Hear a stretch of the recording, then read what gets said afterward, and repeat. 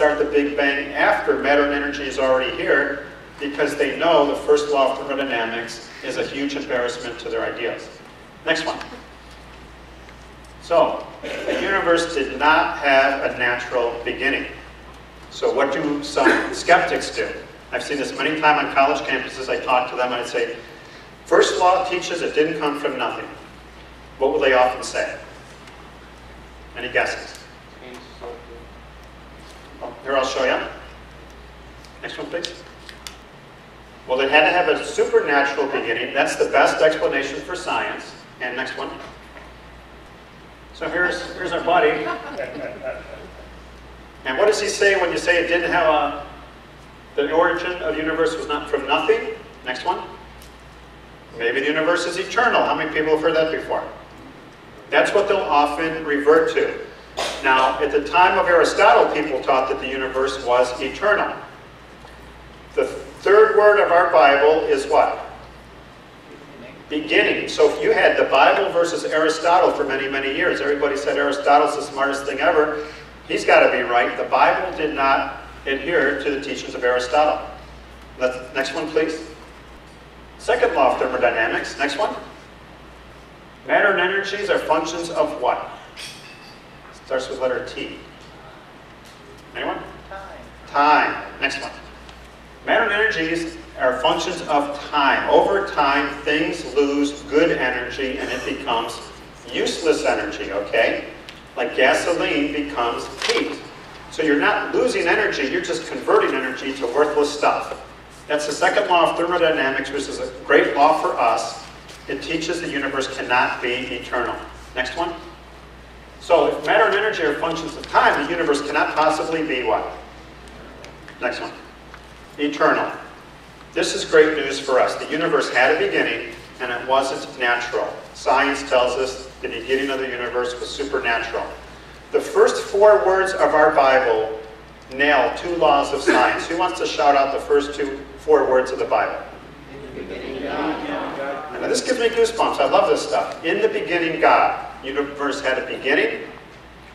The second law of thermodynamics, God. First law of thermodynamics. It's a book that everyone can trust and not be the least bit ashamed of.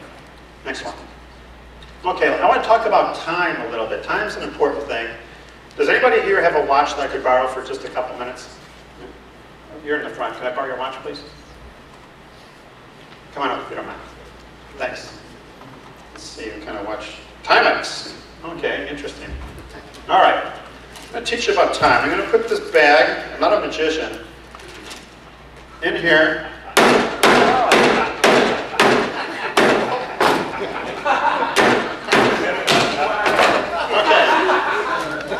I'm going to start shaking this watch. I want you to shake this watch for a few million years. And if the theory of evolution is true, perhaps over time, that can become orderly again, right? Sorry about that. How much was it worth? Nothing now. Okay. That was only a Timex. No, he's my buddy. And that's actually my watch. It doesn't work. The battery costs more than a new one. But anyways, shake the bag. Joel, why don't you stand up and shake that bag for a few million years? Now, he is providing energy. He already has the matter. Does anybody think that over billions of years that could become a watch again? No, if he keeps shaking it, what's going to happen? Is it going to get worse inside that bag or better? Worse. It's going to get worse. That's what thermodynamics teaches us. So the universe does not come from a mess. Next one. Second law of thermodynamics, simply put. If you get something orderly and subject to time, what's going to happen to it? It becomes chaotic. Just like this watch, okay? If you want something to get better, you got to take energy from somewhere else. I think we have some skilled carpenters here. They have to expend energy to make a house good. The net loss to the universe is always an increase in entropy, you see? All right? So in a closed system, like inside that bag, things will always get worse. Our universe is a closed system as well. Things get worse over time. Next one, please.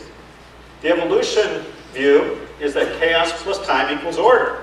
That smashed watch over time could become a good watch. Next one.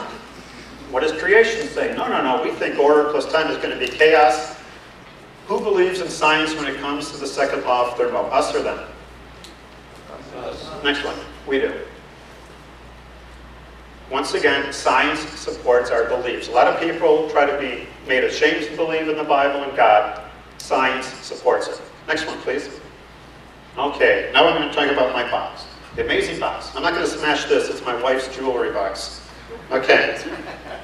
Suppose there was absolutely nothing in this box, and we sealed it up, welded it, nothing could get inside of it. Over billions and billions of years, if we were to open it up, what do you think would be inside the box? Nothing.